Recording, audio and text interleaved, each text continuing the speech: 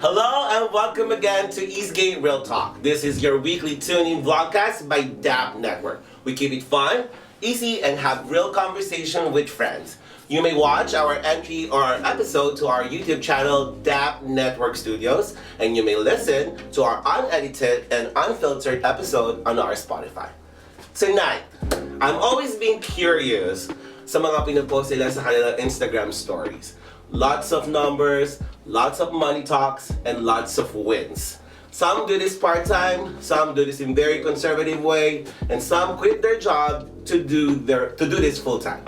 Our broadcast episode is about how this group of guys put their interest on finance, trading, and investing. It is my pleasure to have them here at Eastgate Realtalk as they call their group the Daly City Hedge Funds. Niiro, Earl, King, and Jayson. Thank you, Niiro, Earl, Jayson, King. Wow, thank you again for coming here at Eastgate Realtalk. Thank you for having us. Yeah. First time ko gagawa ng episode na apat ang interviewin ko, hindi lang isa or dalawa. Kaya medyo bago sa akin to ngayon. Guys, thank you again. You're welcome. In-invite ko kayo dito kasi I've been seeing a lot of your stories here, especially you. I always, tagal ko na siyang kinukulit, sabi ko, yes ka. Pero sabi niya sa akin, this is not just about me. Yeah. This is about my group also. Yeah. So, thank you. A little introduction muna before we get to the whole the topic that I want to discuss, which is the trading or like you guys your experience about doing the finance, diba? So, introduction muna. My name is Earl. Ilang taong ka na? I'm 25 years old. 25. Ikaw? Niiro, 26. 26. King, 29. Jayson, 19. Already, I'll take it, 19. Pero like, no, nasa 20s. Yeah. Oh, I can share your age siya. Like, from Philippines, pero from where in Philippines? From Caloocan. Caloocan. Manila. Sa taga-Baclaran. Baclaran. Ikaw? Cavite. Cavite. Okay, that's from Pampanga. Oo nga, ano talaga Pag nagdatingan, like, dito na nag-aral ng high school, or... Yes. Nag-aral na kapag naranasan niyo pa mag-aral sa Philippines? Yeah. High school. Yeah. I did high school there. I did fourth grade. Oh, yeah? Umalis na ako din. And then, you guys are studying here, like, high school. Kanina minention ni Earl, no college siya, but that didn't go to college, pero nasa Facebook. How did you happen to do that? Oh, so I got in a program called like Europe. So Europe is like a non-profit organization between like 18 to 24. So basically like you go to school and then at the same time like they pay you like while you're learning skills. Nice. So, you don't have to go to the whole 4 years college and then you just got into the, Yeah. But So- didn't you apply for Facebook before, Yeah. after graduating in Europe? Yeah. Okay. So I went to school for 6 months, and then so after going to school for 6 months, I was able to get like internship at Facebook, and then so I was doing like Salesforce admin, and then like unfortunately like there was like no spot, so I didn't get in. So like it took me 4 months to get in again at Facebook. So I got rejected. Like, So, 3 you times. could, wow. Yeah. Tsaga, Yeah, I got rejected. So, how many times you got rejected on this? 3 times. 3 times. Yeah. And on the fourth time na Yeah, the third one. So the third one was actually I got accepted on my birthday. Yeah, it is. You got accepted on my birthday. I was like, Destiny. yeah. And then you still work also? Yeah, I still work at Stanford. Oh, Stanford. And then these two, I just learned that they both actually quit their job because doing the trading. Yeah. Okay, guys, itong tanong na to, nilista ko talaga yung lahat ng tanong ko kasi I'm very new to this topic. Usually, ang mga pinag-uusapan ko, life talks lang talaga. But definitely because the whole concept naman itong project na to is to reach out to help the Filipinos and sort of share the experience. So, ito ang tanong na to, about your expertise, hindi naman tayo mga educator, may mga license, mga tao talaga in this field. Doing it as a profession. There is professional. Para sa inyo, the definition of trading and investing, ano ba talaga? Kasi nag-google ako, me myself also confused. anyone can share? I mean, for me, trading it's some people see it as gambling, you know. But there's actually a strategic way that you can make money out of this, you know. It's like, okay, yeah, money is involved. Yeah, you know, na-addict ka rin, di ba? At first, addiction was there, di ba? And then as I learned my way up there to like, okay, I'm losing so much money. How can I get some help and do this and that? So I was treating it as gambling. And then at the point where my friend introduced me to like this online schooling, so I did this online class, and then so you I went to school for this? Yeah, I did like a 1 month of school, and then I do you know, some people do YouTube. That's what I did too, read books and all this. And then when I got this school, I was like, you know, nakikita ko na yung potential talaga naman. It's not gambling. You know, you can actually consistently profit in the market. In the market. Yeah, and that's when it all started. So you started as what? Like parang nag-invest lang? Ako, like I put money on Robinhood. Like okay, that's the system. Yeah. Right? So when he first introduced me, I was like investing. You know, buying shares of what, like Apple, buying shares of small stocks now. And then he he opened up option trading. Like, what are you option trading? And then one time, oh, you buy calls, you buy puts, which meaning, you buy calls meaning that you're betting for the stock to go up. And then if you buy puts, you're betting the stock price to go down. I was like, how is this even possible? And then he showed me ganto, yeah, like you're buying one contract, let's say Apple, you're trading, right? You're betting it to go up. You're buying calls of Apple, and then how does the option work? You're buying 100 shares of equivalent to one of the contract, right? Yeah. So he showed me that, and then I seen that, nagpo-profit ako. So I see the money flowing. So my mindset ko, I'm making money out of this. And yun yung addiction na napunta sa akin. That's why I got curious about the stock market. King, for you, like, gaano katagal mo siya natutunan? Like, the whole language? Alam niyo na ba agad? Paano ba? It took me a while. I think 1 year bago ko talaga I started to get rhythm. Kasi it was a trial and error for me. Kasi nobody really taught me how to do stock market. The reason how I got introduced to it, kasi I worked for Tesla, and then binigyan kami ng shares. And then my coworker was telling us about like, did you collect your shares? And I was like, what is that? And then all of a sudden they started explaining to me that it's about trading and investing. Basically, trading is investing is you're putting your money and investing it to a company that you trust or the company that you believed in that is gonna make your money and their money So together. that's investing? That's investing. That's what you call investing. But trading is when you put your money and start doing putting like a lot of active money going around flow on the different companies. So basically you invest on this and this, and then you just compile it and then you just make money. So that's trading. So there's a gap. So the investing, yun nga, like parang nilalagay mo lang You yung just pera put mo your doon, money to where you pero trust trading, there's like a little of risk. Risk. Yeah, there's a Okay, risk. So okay. because you put your money in there, you win or you lose, and there's a time limit. But then when you're investing, you just leave it there, and then you just let it grow, and then you just see the money flow starts coming in. It's a different. It's different than 401k. Yes. When 401k, they save money for you, but it doesn't really grow. It doesn't really grow. It doesn't really yeah, grow, but okay. you do get some compensation for it from putting money in 401, but there's no money flow as much as investing in the market. Yes. Wow. Yes. Wow. Yeah. Now, kind of like that opens up. Yeah. What about, for you, Jayson, how did it start for you? Paano ka nag-start dito sa doing the whole trading? I took the same program. Did someone like, this is out of curiosity, someone actually introduced this to you? I think one of my friends, Roldan, he told me about Niiro. He took this program called AMU program. I don't know if I should say it. Magkakilala na ba kayo lahat originally? Magkakilala kami from friends. Daly City is too small. So. Of course, right? Okay, like what Kin said, investing and trading is two different. It's not gambling, but it's like because investing most likely is like a long term. Like you put your money in, but you don't have to pull out right away because it might grow in a couple years. It's investing more like in long term. But trading is like you have to play your money in. Like there's risk in there. Like Niiro says, like it could be a gambling. So, paano mo nasabi sa'yo mo, uy, okay to ayoko lang basta investing. Gusto ko gagawin ko rin tong Because there's risking na or like trading. Tama ba ako? Trading. Tama. Because there's if you learn the strategy of doing trading, you can have passive income doing that. There's like a lot of cash flow, you know, because per contract there's like 100 shares when you buy calls or put. In investing, you just buy shares.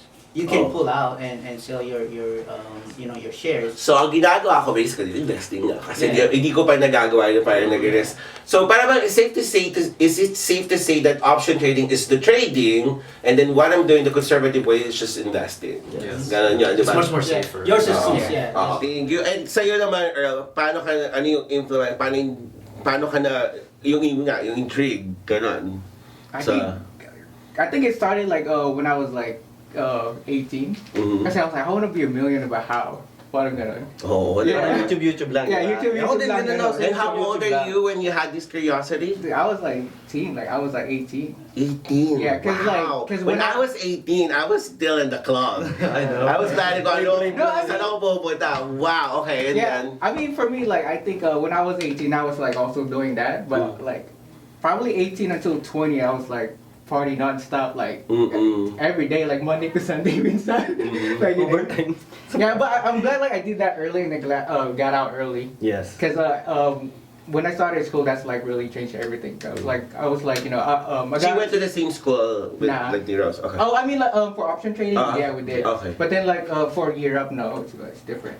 Yeah. Wow. What about you, Niiro? Paano ka nag-intrigue?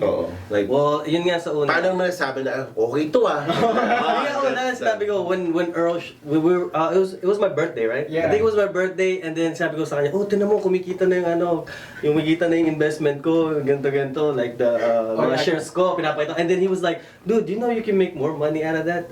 Turn on mo yung option trading. And then he showed me how much money you can make in option trading. And pinanood niya sa YouTube, panoodin mo to. So I started like, you know, compiling all that knowledge. But nanonood, nakikita ko yung mga tao kumikita ng at least like 500 a day or like 500 an hour, 5 minutes. Like, how the fuck? I mean, how in the world did these guys start making this money? Like, how can I get into this? Like, ganon. Then that's when I started like branching out. Like, wow. Magbabasa na ako, like I bought books, like ganito, like reading about stocks. So like the curiosity gets so talagang like real. yung tipong investment lang yung nasa utak mo, and then when he showed it to me, yung yung pag-isip ko biglang siya, like naghanap ng branches na gustong puntahan. What about you? Sa yung woke. Sa'yo naman, paano ba naman yung switch nun? Yung okay to moment. Nung nakuha ko yung shares ko sa Tesla, when I opened it, because my coworker told me to open it, and I start seeing okay, bakit I started with this amount and all of a sudden ang laki na kinita ko kagad.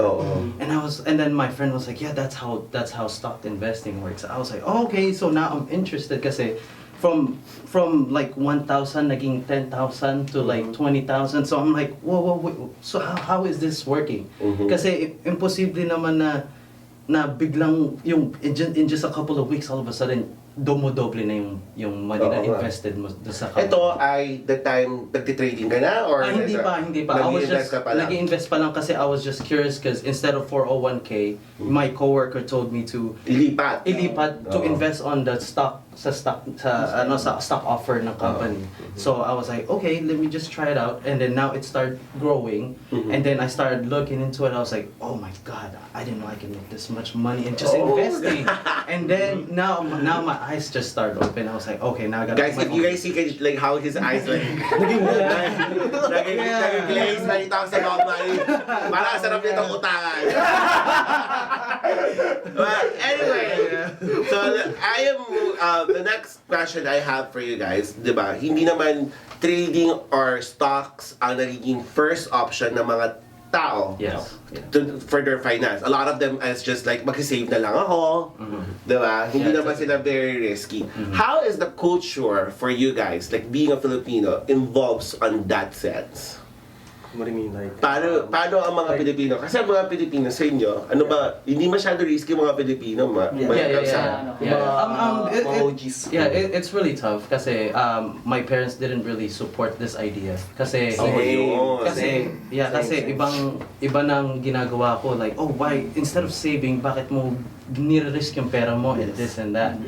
And then it's a totally different background to them kasi our old families are not used to, because they were taught to invest and retire. To save. And that's so but true. millennials nowadays, like, you can make money and like do what you're doing right now, like doing podcasts and all this. Like, you can actually see that you don't have to work an 8 to 5 job. Like, I'm telling you, a 9 to 5. But in their old generation, they want to get them on oh, you have to work, and then when you're like 65, that's when you can spend your money. Come on, think about it. You're 65. You can die anytime. You can die anytime. Oh, you want that money to transfer to your kid? Like, no, they're gonna enjoy it, but you're dead. What are you doing? Come on. Like, I want to enjoy my money, right? Come on. What about for you? Like, did you get a lot of support during that time that you're doing this? Nobody really support me. Or you just basically like, I'm doing this on my own? Yeah, I support myself because now, like everybody else, we all want to have that financial freedom, Yes, Exactly. of course. Yes. I'm still working, and I just wanted to quit my 9 to 5 job and be a full-time trader because this is something where you can be well off someday. You play. There's a risk, but you play, you win. You can play, you lose, but it depends on how you play your strategy. It's all about strategy. It's like for me, it's learning every day. And with beautiful. I like that. Like young generation now. Like, I'm a 90s baby, so before I used to club, I used to do all this stuff, and millennials now, they all investing, trading. That's a good point. I'm gonna ask about that too. What about for you? Did you get a lot of support? Actually, or like yung time na yung culture ng pagiging Pilipino ngayon nga. I mean, for How me, does it? I always had like the mindset like I want to be like millionaire, but like I didn't get to like option trading in the beginning. I was like doing like Shopify, so like yung toothbrush, yung the black thing, that's like the Shopify. So basically like you sell a product, kapag like if you pick like the right product. E-commerce? Yeah, e-commerce. So I was like doing e-commerce. So if you pick the right product, you can make it like $1 million. So Talaga? yeah, so like Ganun yung online sometimes. marketing. Yeah. So May Shopify ako yung website ko Teka muna. yeah, so basically like if you like become successful like your daily, like you can make like 10K a day. But Oh yeah? yeah, I did that for like a year and then I stopped. And then while I was doing that, I was also investing na. Kasi doon ko siya, like, I introduced it to her. Grabe! Yeah. Napakabata mga hindi na yung Bakit hindi siya tinuturo sa high school? Tingin you guys. What is your take on that? Because of the risk factor. Yes. Kasi when you play and you don't really put your knowledge into it and start like improving, it's really gonna deteriorate your investments.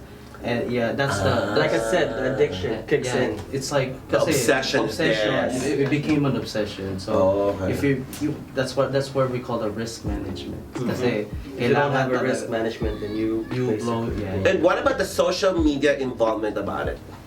What do you mean? Paano kaya ba to nagiging patok kayo sa millennials? Is it because of the social media? Is it connected to that? Oh, like what you see from other people. Yeah. Oh, I mean, it's one of the factor too. Like, cause like kita mo na, oh, these people are making more money. Like, oh, how are they being so consistent? Like, oh, every day ganito kinikita nito, like thousands, 10,000. So, isa na rin yung networking na one of the reasons that pushes people to trade like this. I think also it's like one of the reasons, pandemic.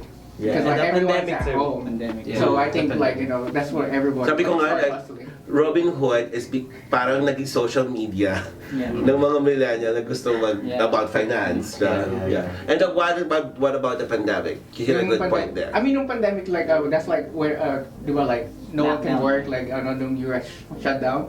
And then, like, that's when, like, people, like, start hustling, like, people, like, making, like like they sell stuff. Yung iba ano, they started investing. Lumabas yung talent nila. Oh, Kasi wala na. that's good. Walang Yes. choice. Lahat ng talent lumabas. Wala nang choice. Yeah, I mean, that's how it is, bro. We were all at home. So we're so bored at home to the point where... That's super. Actually kaya ako nag-Robin kasi during that pandemic lang din. At saka yung during pandemic kasi, di ba, madaming nawala ng trabaho. Yeah. Pero yung mga traders, kumikita pa din. Yes. Tsaka nung pandemic, ang dami rin kumikita from government. Di nila alam kung saan nilalagay yung pera noong time na yun. Remember, yung talagang bigay lang yung mga stimulus. And it impacted the market as well. Kaya tumaas ang market instead of like... Yes! Di ba? Parang kasi walang magawa ang mga tao sa pera. Bibili na sila ng market, something sa stock market. Alright, we're gonna